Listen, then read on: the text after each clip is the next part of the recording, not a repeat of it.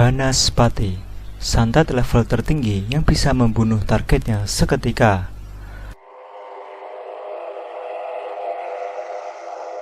Sejak zaman kenabian, bahkan jauh sebelumnya, yang namanya ilmu sihir, santet, guna-guna, dan ilmu hitam lainnya memang diyakini keberadaannya.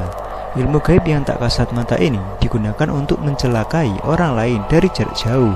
Konon, medianya pun beragam, bisa menggunakan rambut, foto, boneka, berbagai jenis bunga, dupa, paku, dan benda lainnya.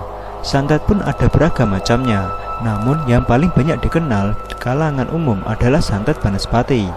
Santet Banaspati atau disebut juga santet Raja Banaspati banyak diyakini orang dulu sebagai pembunuh mematikan.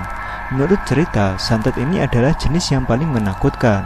Saking dahsyatnya, siapa yang dikirim santet ini akan tewas seketika. Seperti apa santet ini hingga begitu mudah melenyapkan nyawa? Berikut ulasannya.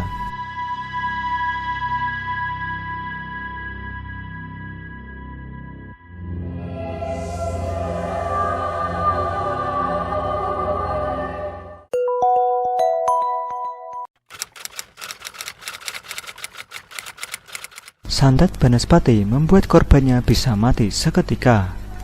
Diyakini banyak orang sebagai salah satu ilmu santet tingkat tinggi. Kematian mendadak akan menimpa orang yang dikenai santet ini. Sulit untuk melawan kesaktian santet Banaspati. Bahkan kabarnya hanya orang yang menguasai santet ini jugalah yang bisa bertahan oleh serangan hebatnya. Dikatakan bahwa santet ini tidak bisa ditangkal dengan doa spiritual dengan muatan yang standar. Bahkan katanya, jimat sakti tolak balak pun dengan mudah bisa ditembus oleh keganasan santet Raja Banaspati.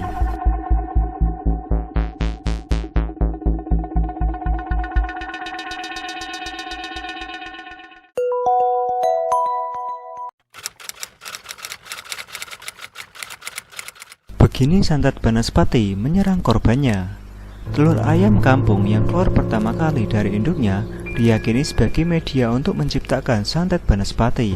Menurut cerita, telur akan dimantrai sesuai orang yang akan dituju. Setelahnya diadakan ritual di atas bara api hingga telur tersebut meletus dan mengeluarkan bara api yang menyala-nyala. Bara api ini kemudian akan secara otomatis melayang terbang menuju sasaran yang telah ditetapkan.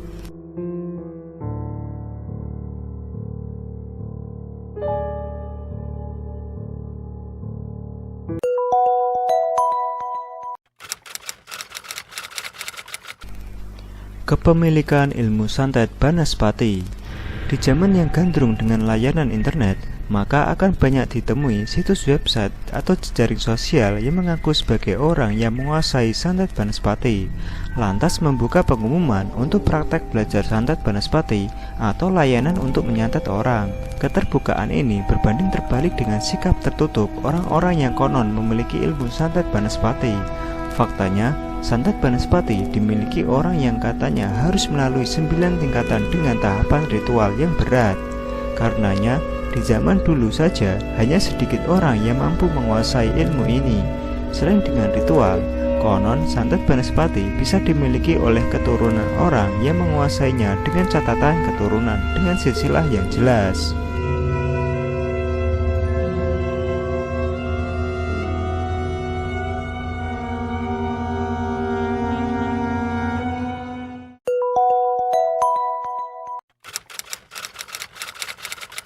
Cara menangkis santet Banaspati.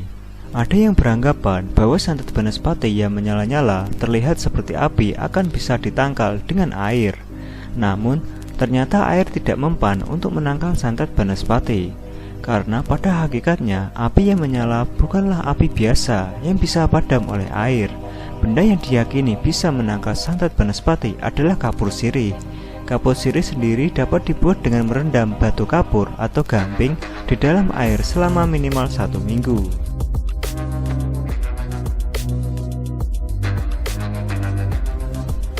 Itulah santet Banaspati yang konon ditakuti keganasannya bisa bikin korbannya mendadak kehilangan nyawa. Meski kini eksistensi santet Banaspati hampir tidak terdengar lagi, namun dulunya ilmu ini sempat menggemparkan masyarakat karena menjatuhkan banyak korban.